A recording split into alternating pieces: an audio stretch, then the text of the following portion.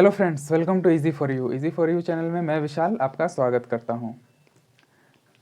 आज के वीडियो में हम लोग देखेंगे टाइप्स ऑफ मैग्नेटिक मटेरियल। ठीक है, टाइप्स ऑफ मैग्नेटिक मटेरियल में 3 टाइप्स देखेंगे। क्या क्या? डायमैग्नेटिक मटेरियल, पैरामैग्नेटिक मटेरियल और फेरोमैग्नेटिक मटेरियल।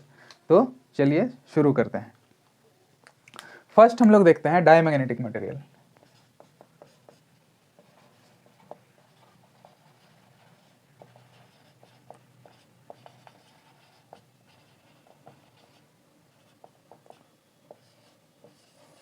डायमैग्नेटिक मटेरियल क्या होता है? ठीक है, तो इसके बारे में जानते हैं। जैसे कि हम लोग मान लेते हैं ये एक डायमैग्नेटिक मटेरियल है। ठीक है, इस मटेरियल में हमारा कुछ पार्टिकल होता है ना, तो वैसे ही इसका जो पार्टिकल्स होगा अंदर में, इस मटेरियल के अंदर जो पार्टिकल्स होगा उसका कुछ इस तरह से डायरेक्शन होगा। मतलब वो डायरेक्शन लेस होगा, उसका कोई एक फिक्स डायरेक्शन नहीं होगा। जैसे कोई इधर फेस किया हुआ है, कोई नीचे, कोई ऊपर। तो इस तरह से अलग अलग डायरेक्शन में ये क्या है, मूव किए हुए हैं इनके पार्टिकल्स, देख सकते हैं। कोई इनका एक फिक्स डायरेक्शन नहीं है, किसी भी पार्टिकुलर डायरेक्शन में इन पार्टिकल्स का फेस नहीं दिख रहा है हम लोग को। ठीक है, अच्छा, इस डायमैग्नेटिक मटेरियल को जब हम लोग किसी एक्सटर्नल मैग्नेटिक फील्ड में लेके चलते हैं। अच्छा, एक्सटर्नल मैग्नेटिक फील्ड क्या है आप बोलिएगा? तो एक्सटर्नल मैग्नेटिक फील्ड कहने का मतलब, जैसे कि ये मान लीजिए एक मैग्नेट है, नॉर्थ पोल और साउथ पोल। ठीक है, तो इसके बीच में क्या होता था हमारा, यहाँ पे नॉर्थ पोल से साउथ पोल के बीच में एक मैग्नेटिक फील्ड लाइंस बनता था ना। तो ये जो बीच वाला पार्ट है, ये क्या है? ये मैग्नेटिक फील्ड है जो किसी एक्सटर्नल मैग्नेट के कारण आया है। तो वैसे ही मान लेते हैं हम लोग, ये है कुछ एक एक्सटर्नल मैग्नेटिक फील्ड। ठीक है, जिसका डायरेक्शन कुछ इस तरह है। मतलब आप देख सकते हैं इसका डायरेक्शन हमें लेफ्ट टू राइट के तरफ दिख रहा है। ठीक है, तो इस एक्सटर्नल मैग्नेटिक फील्ड में हम क्या करते हैं, ये जो डायमैग्नेटिक मटेरियल है इसको उठा के यहाँ पे लाते हैं। ठीक है, तो इसको जब उठा के यहाँ पे लाएंगे, जैसे ही हम लोग इसको यहाँ पे एक्सटर्नल मैग्नेटिक फील्ड में लाएं, ये क्या था हमारा? ये था एक्सटर्नल मैग्नेटिक फील्ड था। ठीक है, जिसका डायरेक्शन कुछ इस तरह था, मतलब लेफ्ट टू राइट दिख रहा है। तो हमारा जो डायमैग्नेटिक मटेरियल था, जो जिसका पार्टिकल्स का कोई फिक्स एक डायरेक्शन नहीं था, जो इधर उधर किसी भी तरफ अपना फेस किए हुए थे, इस मटेरियल का जो पार्टिकल है, वो पार्टिकल एक्सटर्नल मैग्नेटिक फील्ड के डायरेक्शन के ऑपोजिट साइड में अलाइन हो जाएंगे। ठीक है, जैसे जो इधर उधर सब बिखरे पड़े थे ना, वो अब एक फिक्स डायरेक्शन में अलाइन हो जाएंगे। और वो फिक्स डायरेक्शन क्या रहेगा? जो एक्सटर्नल मैग्नेटिक फील्ड है उसका ऑपोजिट डायरेक्शन। तो ये जो एक्सटर्नल मैग्नेटिक फील्ड हमारा क्या है? लेफ्ट टू राइट है ना। ये अगर लेफ्ट है तो ये राइट है ना। लेकिन हमारा जो पार्टिकल का मैग्नेट, ये पार्टिकल्स जो हैं वो राइट टू लेफ्ट में अलाइन हो जाएंगे। राइट टू लेफ्ट में अलाइन हो गए हैं। ठीक है, आपको दिख रहा है?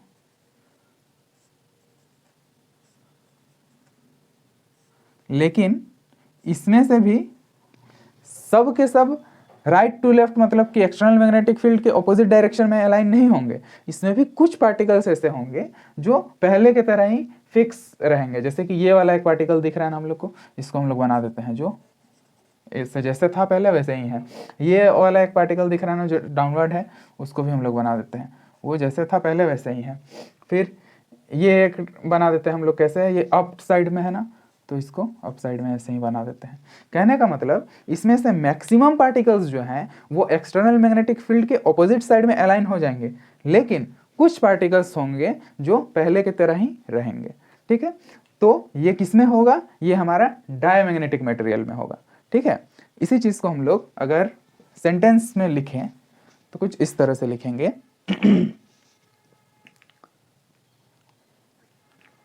कि it is repelled weekly, it is it is repelled weakly in opposite direction of external magnetic field. ठीक है, ये एक्सटर्नल मैग्नेटिक फील्ड के ऑपोजिट डायरेक्शन में क्या होता है, रिपेल करता है। ऑपोजिट डायरेक्शन में ये अलाइन हो जाता है इसका मैग्नेटिक पार्टिकल सब। ठीक है, तो हम लोग क्या बोल सकते हैं कि जब भी हम लोग इसको किसी डायमैग्नेटिक मटेरियल को एक्सटर्नल मैग्नेटिक फील्ड में लेके आते हैं तो वो रिपेल्ड हो जाता है weekly opposite direction of external magnetic field. It is repelled weakly in opposite direction. ठीक है,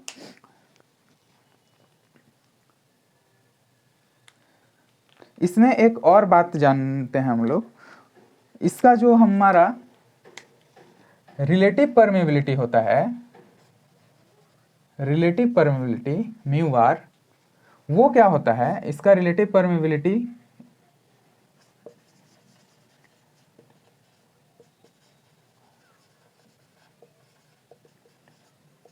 ये होता है लेस देन 1। ठीक है,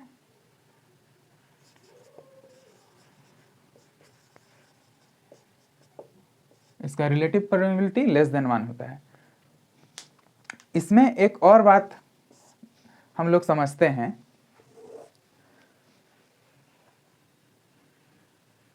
साइड में आप इसको ऐसे लिख सकते हैं, relationship between mu R and x m. ये एक्सएम क्या है बताते हैं। देखिए म्यू आर तो आपको पता है रिलेटिव परमेबिलिटी होता है, रिलेटिव परमेबिलिटी,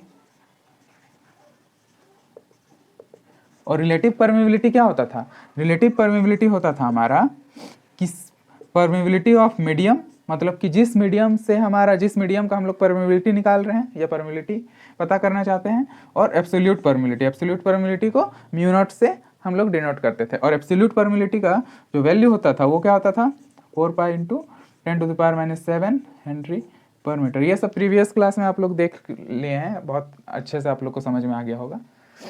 अच्छा, तो रिलेशनशिप बिटवीन रिलेटिव परमेबिलिटी और एक्सएम, एक्सएम क्या है यहाँ पे, तो एक्सएम जो है, एक्सएम जो है ये है मैग्नेटिक ससेप्टिबिलिटी।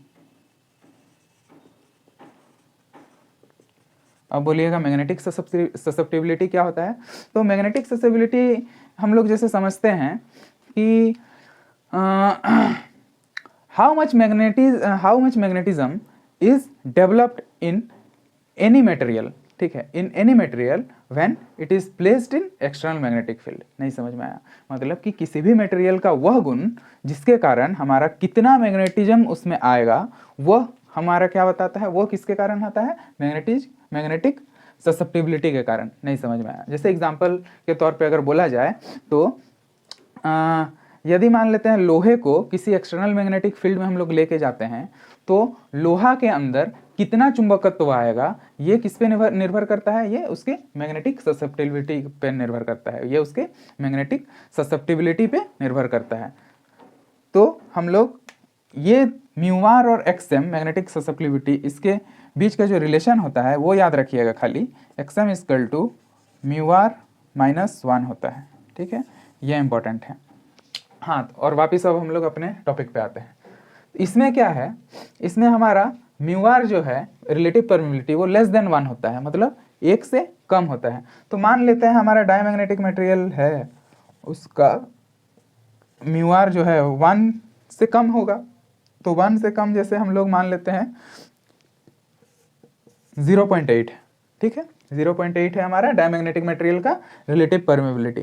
ठीक, तो इसका एक्सएम कितना होगा, इस मटेरियल का एक्सएम कितना होगा, तो एक्सएम का वैल्यू अभी आप लोग देखें, म्यू आर -1 होता है ना, तो म्यू आर -1 कहने का मतलब 0.8 -1, तो ये -0.2 आ रहा है ना।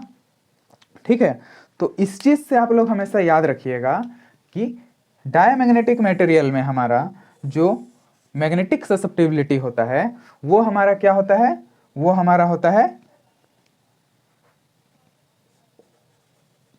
xm जो होगा वो हमारा होगा नेगेटिव एंड स्मॉल। ठीक है, ये चीज याद रखिएगा। जो डायमैग्नेटिक मटेरियल का हमारा मैग्नेटिक ससेप्टिबिलिटी हमेशा नेगेटिव होगा और स्मॉल होगा। क्यों होगा ये आपको इससे समझ में आ रहा होगा, नीचे वाला जो यहाँ पे लिख दिए हैं इससे। ठीक है, अच्छा एक और चीज कि मैग्नेटिक ससेप्टिबिलिटी जो है इसका यूनिट क्या होता है। ठीक है, मैग्नेटिक ससेप्टिबिलिटी का यूनिट क्या होता है, तो आप लोग देख सकते हैं यहाँ पे जो ये जो म्यू आर है, ठीक, म्यू आर का क्या यूनिट होता है, तो म्यू आर का कोई भी यूनिट नहीं होता है, क्योंकि यहाँ पे हमारा देख सकते हैं प्रीवियस क्लास में भी ये सब पढ़े हैं, फिर भी बता देते हैं कि परमेबिलिटी का यूनिट हेनरी पर मीटर, तो ऊपर और नीचे कट के क्या आएगा, रिलेटिव परमेबिलिटी का यूनिट कुछ भी नहीं, ये यूनिट लेस आएगा। ठीक है, तो इसीलिए एक्सएम जो होता है, एक्सएम भी हमारा क्या होगा, ये भी यूनिट लेस होता है। ठीक, तो ये आप लोग याद रखिएगा ये सब बात। क्या क्या, तो फर्स्ट डायमैग्नेटिक मटेरियल के बारे में अगर पूछा जाए तो क्या पूछा जाए, फर्स्ट पूछा जाता है कि इसका रिलेटिव परमेबिलिटी कितना होता है, तो याद रखिएगा हमेशा ये लेस देन 1 होता है। दूसरा कि इसका जो मैग्नेटिक ससेप्टिबिलिटी होता है वो कितना होता है, तो मैग्नेटिक ससेप्टिबिलिटी हमेशा इसका नेगेटिव होगा और स्मॉल होगा। क्यों होगा, यहाँ पे आप देख चुके हैं। इसका जो पार्टिकल्स है वो किस तरह से बिहेव करता है एक्सटर्नल मैग्नेटिक फील्ड में जाने पे, तो इसका पार्टिकल जो है एक्सटर्नल मैग्नेटिक फील्ड के में जाने पे एक्सटर्नल मैग्नेटिक फील्ड के डायरेक्शन के ऑपोजिट डायरेक्शन में अलाइन हो जाता है। ठीक, ये मुख्य 4 बात है, आप लोग को याद रखना है। अच्छा, अब बात करते हैं इसका एग्जाम्पल का। ये जो मटेरियल है इसका एग्जाम्पल क्या क्या होगा, तो एग्जाम्पल यहाँ ऊपर में लिख देते हैं। इसका जो एग्जाम्पल होगा वो होगा हमारा सिलिकॉन। ठीक है, दूसरा एग्जाम्पल बोले तो डायमंड, फिर क्या होगा, फिर इसका एग्जाम्पल होगा ग्लास, फिर वाटर, फिर NaCl। NaCl क्या है, नमक है। ठीक है, तो ये कुछ इसके नॉर्मल सिंपल एग्जांपल्स हैं ETC। आप लोग गूगल करके भी देख सकते हैं, और अगर आप लोग को एग्जांपल ज़्यादा चाहिए तो आप लोग लिख सकते हैं। बेसिकली यही सब इसका एग्जांपल आप लोग नोट डाउन कर सकते हैं। तो डायमैग्नेटिक मटेरियल क्या होता है, मेरे ख्याल से आप लोग को अब समझ में आ गया होगा। ठीक है, इसका मुख्य 4 पॉइंट आप लोग को याद रखना है, फिर से बता देते हैं। पहला ये लेस देन, ये वाला पॉइंट, इसका रिलेटिव परमेबिलिटी लेस देन 1 होता है, मैग्नेटिक ससेप्टिबिलिटी नेगेटिव और स्मॉल होता है, इसका जो डायरेक्शन होगा वो क्या होगा, ऑपोजिट होगा एक्सटर्नल मैग्नेटिक फील्ड का, और इसका एग्जाम्पल। ठीक है, अब हम लोग इस आगे देखते हैं, आगे क्या है, पैरामैग्नेटिक मटेरियल देखते हैं।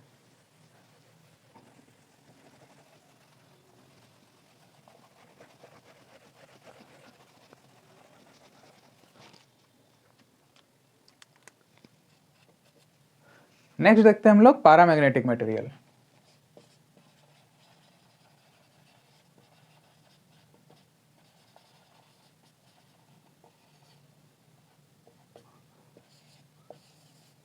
ये क्या होता है, इसमें भी वैसा ही कुछ कहानी, जैसे ये हमारा मटेरियल है,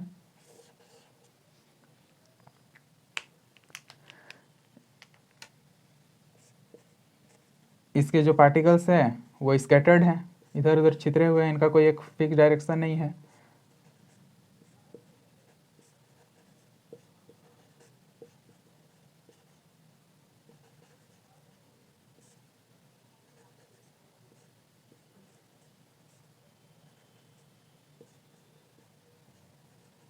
इस तरह से है। अच्छा, पैरामैग्नेटिक मटेरियल में क्या होगा, पैरामैग्नेटिक मटेरियल में हमारा जैसे ये कोई फिर एक्सटर्नल मैग्नेटिक फील्ड है,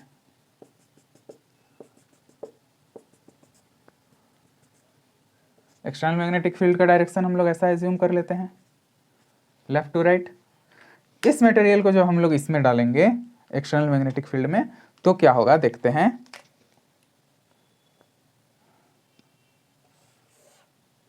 बीच वाला इरेज इसलिए कर दिया ना, इससे आप लोग समझिए कि ये मटेरियल के अंदर से जा रहा है। ठीक है, और इस मटेरियल का जो पार्टिकल है उसका डायरेक्शन इसमें शो कर रहे हैं। ठीक है, तो पैरामैग्नेटिक मटेरियल में क्या होगा कि जो हमारा पहले पार्टिकल स्कैटर्ड वे में था ना, वो पार्टिकल हमारा एक्सटर्नल मैग्नेटिक फील्ड के डायरेक्शन में ही अलाइन हो जाएगा। ठीक है, जो पार्टिकल हमारा स्कैटर्ड वे में था पैरामैग्नेटिक मटेरियल बिना किसी एक्सटर्नल मैग्नेटिक फील्ड का, वो एक्सटर्नल मैग्नेटिक फील्ड में ले जाते ही क्या होगा, वो एक्सटर्नल मैग्नेटिक फील्ड के डायरेक्शन में चला जाएगा।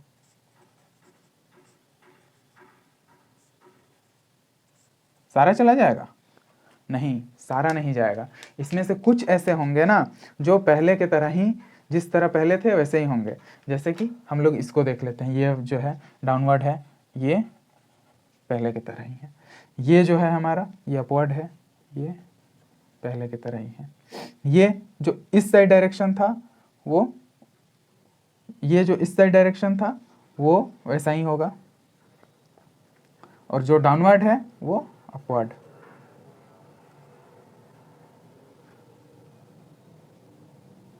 सॉरी,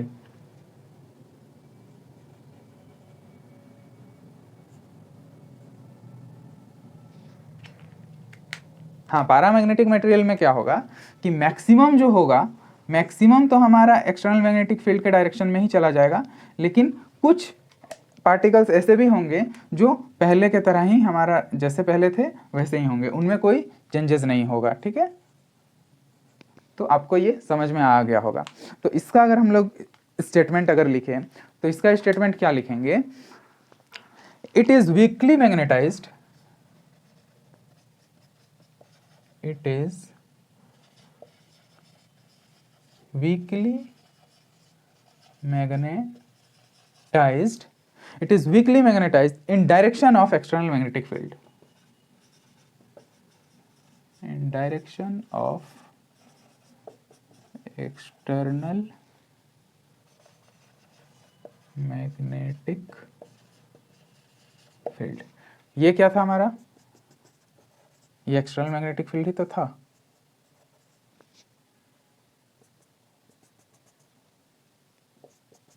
ये था एक्सटर्नल मैग्नेटिक फील्ड। ठीक है, दूसरा पॉइंट क्या है इसमें, दूसरा पॉइंट है कि इसका रिलेटिव परमेबिलिटी का वैल्यू क्या होता है, म्यू आर, रिलेटिव परमेबिलिटी। तो पैरामैग्नेटिक मटेरियल का रिलेटिव परमेबिलिटी होता है मोर देन 1 या ग्रेटर देन 1। ठीक है, या फिर स्लाइटली ग्रेटर देन 1। यहाँ पे स्लाइटली ग्रेटर देन 1 लिखते हैं, वो ज्यादा अच्छा रहेगा। Slightly greater than 1, slightly greater than 1। ठीक है, दूसरा फिर इससे हम लोग एक्सएम मैग्नेटिक ससेप्टिबिलिटी बता सकते हैं। तो मैग्नेटिक ससेप्टिबिलिटी क्या होगा, मैग्नेटिक ससेप्टिबिलिटी के लिए आप लोग देख सकते हैं, ऐसे पुट करते हैं हम लोग वैल्यू, एक्सएम इक्वल टू क्या होगा, mu R minus 1, mu R minus 1, mu R का वैल्यू क्या, slightly greater than 1। Slightly greater than 1 कहने का मतलब हम लोग मान लेते हैं 1.2, एक से ज़्यादा है, कितना ज़्यादा है, थोड़ा सा ज़्यादा है, माइनस 1, 0.2 आ गया ना। तो इससे हम लोग को क्या पता चलता है कि एक्सएम का वैल्यू पैरामैग्नेटिक मटेरियल में क्या होगा, हम लोग यहाँ से देख सकते हैं, यहाँ पे पॉजिटिव वैल्यू आया ना ये, तो पॉजिटिव वैल्यू से हम लोग को क्या पता चलता है कि पैरामैग्नेटिक मटेरियल में एक्सएम का वैल्यू जो होगा वो पॉजिटिव होगा और स्मॉल होगा। पॉजिटिव है और दूसरा स्मॉल है ना, ज़्यादा बड़ा अमाउंट थोड़ी है, 0.2, 0.2 क्या है, बहुत छोटा है। तो एक्सएम का वैल्यू क्या होगा पैरामैग्नेटिक मटेरियल के लिए, पॉजिटिव एंड स्मॉल। ये दूसरा पॉइंट हो गया। तीसरा पॉइंट और इसके बारे में हम लोग लिखते हैं इसका एग्जाम्पल्स। इसका एग्जाम्पल क्या क्या होगा, इसका एग्जाम्पल होगा हमारा एल्यूमिनियम, प्लेटिनम, एल्यूमिनियम, प्लेटिनम, फिर लिथियम और मोलिब्डेनम, और मोलिब्डेनम।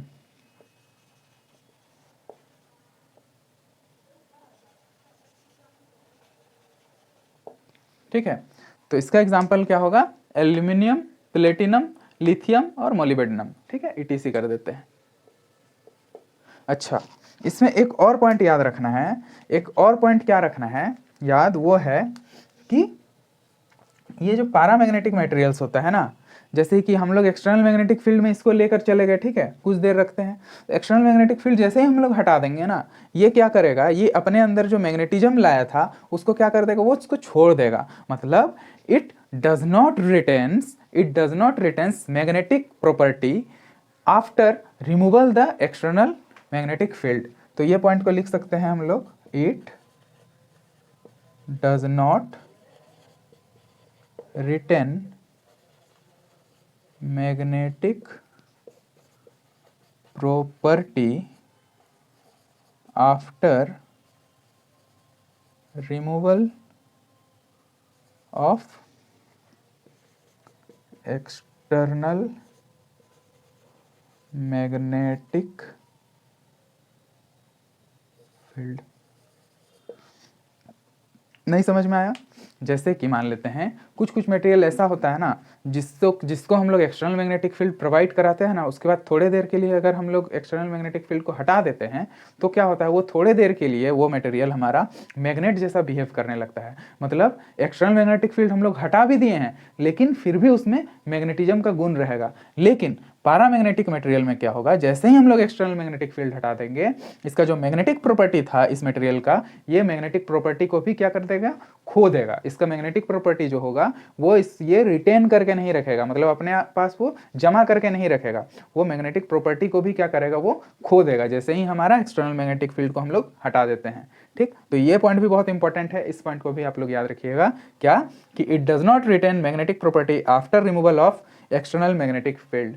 ठीक है, हाँ। तो अब नेक्स्ट हम लोग देखते हैं फेरोमैग्नेटिक मटेरियल। फेरोमैग्नेटिक मटेरियल क्या होता है? तो फेरोमैग्नेटिक मटेरियल मान लेते हैं यहीं हमारा एक्सटर्नल मैग्नेटिक फील्ड है और ये फेरोमैग्नेटिक मटेरियल का पार्टिकल्स है। ठीक है,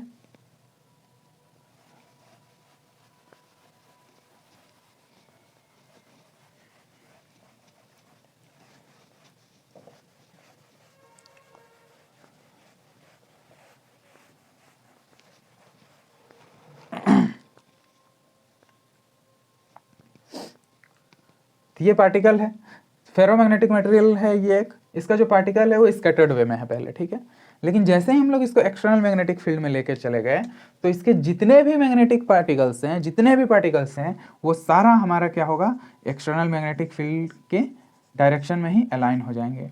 मतलब जितने पार्टिकल सब एक्सटर्नल मैग्नेटिक फील्ड के डायरेक्शन में आ जाएंगे। इसमें जैसे इससे पहले पैरामैग्नेटिक मटेरियल में क्या होता था, कुछ पार्टिकल होता था जो पहले के तरह ही स्कैटर्ड वे में ही रहते थे और मैक्सिमम एक्सटर्नल मैग्नेटिक फील्ड में जाते थे। लेकिन यहाँ मैक्सिमम नहीं, यहाँ सारा जो जितने भी पार्टिकल्स हैं वो सब हमारा एक्सटर्नल मैग्नेटिक फील्ड के डायरेक्शन में ही अलाइन हो जाएंगे। ठीक, तो फेरोमैग्नेटिक मटेरियल उसी को कहते हैं। तो यहाँ हमारा पैरामैग्नेटिक मटेरियल को इरेज करते हैं सबसे पहले। तो थर्ड नंबर क्या है, फेरोमैग्नेटिक मटेरियल। फेरोमैग्नेटिक मटेरियल में क्या होता है कि जैसे ही हम लोग उस मटेरियल को एक्सटर्नल मैग्नेटिक फील्ड में लेकर जाते हैं तो उस मटेरियल का जो भी पार्टिकल्स था जो स्कैटर्ड वे में था वो एक्सटर्नल मैग्नेटिक फील्ड में आते ही एक्सटर्नल मैग्नेटिक फील्ड के डायरेक्शन में ही अलाइन हो जाता है। ठीक है, जो एक्सटर्नल मैग्नेटिक फील्ड का डायरेक्शन रहेगा उसी डायरेक्शन में क्या होगा, वो अलाइन हो जाएगा। तो इसके लिए हम लोग लिख सकते हैं it is strongly magnetised in the direction of external magnetic field. क्या लिख सकते हैं, इससे पहले में वीकली था ना, इसमें strongly, it is strongly magnetised in the direction of external magnetic field। ठीक है, दूसरा पॉइंट क्या है इसका, रिलेटिव परमेबिलिटी के बारे में। रिलेटिव परमेबिलिटी म्यू आर,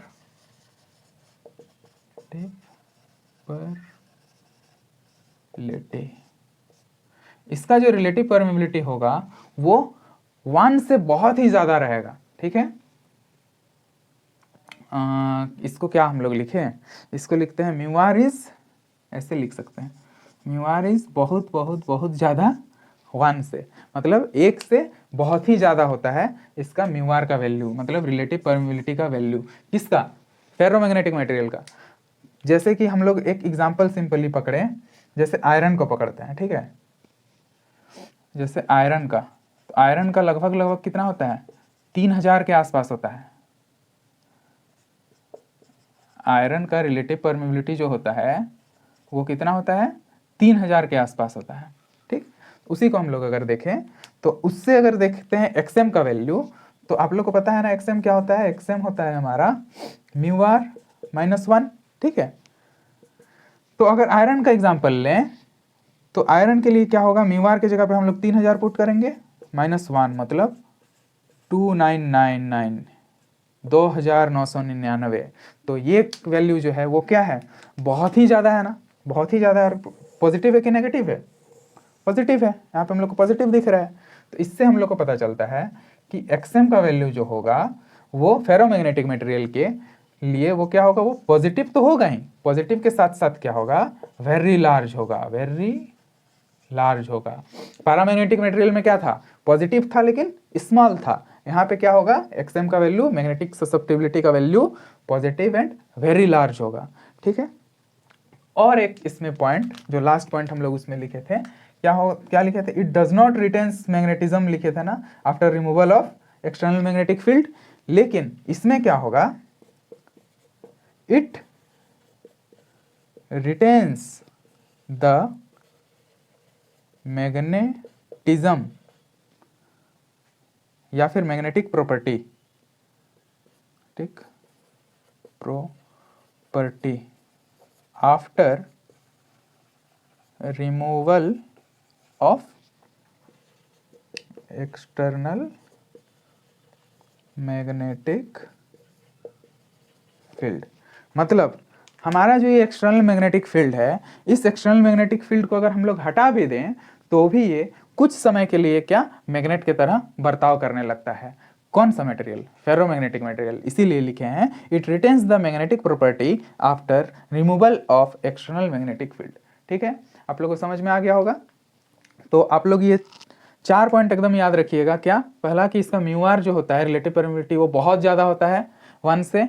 दूसरा, इसका मैग्नेटिक ससेप्टिबिलिटी का जो वैल्यू होता है वो पॉजिटिव होता है और बहुत ज़्यादा होता है। तीसरा कि इसका जो ये जो मटेरियल होता है हमारा मैग्नेटिक एक्सटर्नल मैग्नेटिक फील्ड को रिमूव करने पर भी इसमें मैग्नेटिज्म का इफेक्ट होता है। और अगर इसका एग्जाम्पल देखें तो इसका एग्जाम्पल में हम लोग देख सकते हैं क्या क्या? आयरन, कोबाल्ट, निकेल, वो सब, ठीक है। Iron, cobalt, nickel, sorry nickel, iron, cobalt, nickel, ठीक। और एक CrGO ETC। CrGO क्या होता है? कोल्ड रोल्ड ग्रेन ओरिएंटेड, ये कुछ होता है मटेरियल। ये जब मशीन पढ़ेंगे तो इसके बारे में बताएंगे, वो होता है। तो ये सब जो है हमारा ये फेरोमैग्नेटिक मटेरियल का एग्जाम्पल होता है, ठीक। तो आप लोग को समझ में आ गया होगा डायमैग्नेटिक मटेरियल क्या होता है, पैरामैग्नेटिक मटेरियल क्या होता है, फेरोमैग्नेटिक मटेरियल क्या होता है। अगर इसका कंक्लूजन के तौर पे अगर हम लोग एक छोटा सा ओवरव्यू देखें तो हम लोग देख सकते हैं कुछ कुछ चीज़।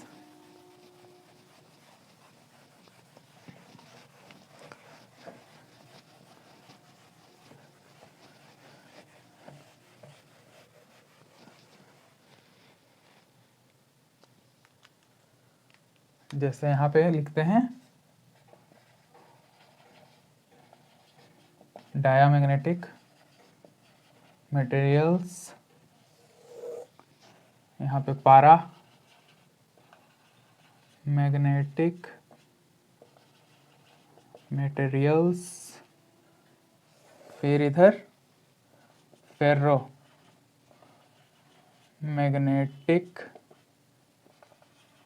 मटेरियल्स। अब अगर इसका हम लोग चर्चा करते हैं, फर्स्ट एक्सटर्नल मैग्नेटिक फील्ड पे जाने के बाद हम लोग क्या होगा वो बताते हैं, ठीक है। तो ये जो मटेरियल है, ये मटेरियल है, ये मटेरियल है, ये एक्सटर्नल मैग्नेटिक है, ये एक्सटर्नल मैग्नेटिक फील्ड, डायरेक्शन ऐसे है, इसका एक्सटर्नल मैग्नेटिक फील्ड डायरेक्शन कुछ ऐसे है। इसको जब एक्सटर्नल मैग्नेटिक फील्ड में डालते हैं डायरेक्शन ये ऐसा है। फर्स्ट, डायमैग्नेटिक मटेरियल में हमारा क्या होगा, डायमैग्नेटिक मटेरियल में एक्सटर्नल मैग्नेटिक फील्ड के ऑपोजिट में हमारा क्या होगा, पार्टिकल्स अलाइन हो जाएंगे। ऑपोजिट में एक्सटर्नल मैग्नेटिक फील्ड इधर है ना, लेफ्ट टू राइट, लेकिन इसका पार्टिकल इधर। लेकिन कुछ ऐसे भी होंगे जो पहले के तरह ही होंगे, ठीक है, जैसे पहले थे वैसे ही होंगे। पैरामैग्नेटिक मटेरियल में क्या होगा, इसमें एक्सटर्नल मैग्नेटिक फील्ड के डायरेक्शन में ही हो जाएगा। सब नहीं, सब नहीं, कुछ पहले के तरह ही रहेंगे स्कैटर्ड वे में, लेकिन मैक्सिमम क्या होगा, एक्सटर्नल मैग्नेटिक फील्ड के डायरेक्शन में।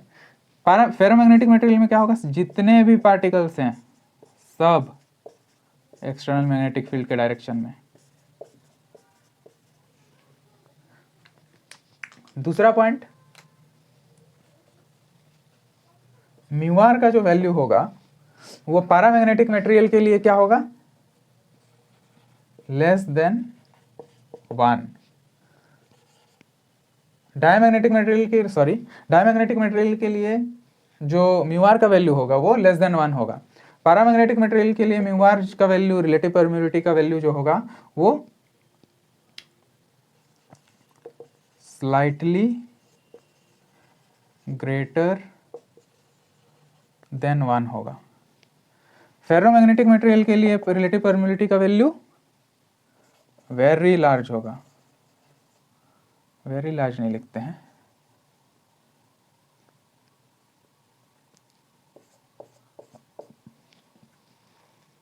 मोर देन 1, लेकिन क्या, बहुत ज़्यादा, 1 से बहुत ज़्यादा होगा। दूसरा, एक्सएम का वैल्यू जो होगा डायमैग्नेटिक मटेरियल के लिए क्या होगा, नेगेटिव होगा, ठीक है, नेगेटिव होगा और क्या होगा, स्मॉल होगा। पैरामैग्नेटिक मटेरियल के लिए क्या होगा, पॉजिटिव होगा और क्या होगा, स्मॉल होगा। फेरोमैग्नेटिक मटेरियल के लिए क्या होगा, फेरोमैग्नेटिक मटेरियल के लिए मैग्नेटिक ससेप्टिबिलिटी होता है पॉजिटिव एंड वेरी लार्ज, ठीक। ये कुछ पॉइंट है जो आप लोग को एकदम याद रखना चाहिए, और ये जो है इसको रिलेशनशिप ये याद रख लीजिएगा, इससे आप लोग को निकालने में सुविधा होगा। और इसका एग्जाम्पल बता चुके हैं आप लोग, इसके जो भी एग्जाम्पल हैं वो एग्जाम्पल आप लोग देख लीजिएगा। और एक पॉइंट, पैरामैग्नेटिक मटेरियल जो है ये वीकली मैग्नेटाइज्ड होगा, वीकली मैग्नेटाइज्ड होगा। फेरोमैग्नेटिक मटेरियल क्या होगा, ये स्ट्रांगली मैग्नेटाइज्ड होगा, ठीक है। और ये क्या होगा, ये तो मैग्नेटाइज्ड होगा ही नहीं, नॉट मैग्नेटाइज्ड, नॉट मैग्नेटाइज्ड। तो ये था हमारा डायमैग्नेटिक मटेरियल, पैरामैग्नेटिक मटेरियल और फेरोमैग्नेटिक मटेरियल। मतलब मैग्नेटिक मटेरियल का जो 3 टाइप होता है वो तीनों टाइप कुछ इस तरह का है, ठीक है। तो आई होप आप लोग को समझ में आ गया होगा। तो आगे का क्लास नेक्स्ट वीडियो में, आगे के टॉपिक जो भी बचे हैं वो सारे नेक्स्ट वीडियो में हम लोग कवर करेंगे। तो आज के लिए बस इतना ही। जय हिंद, जय भारत।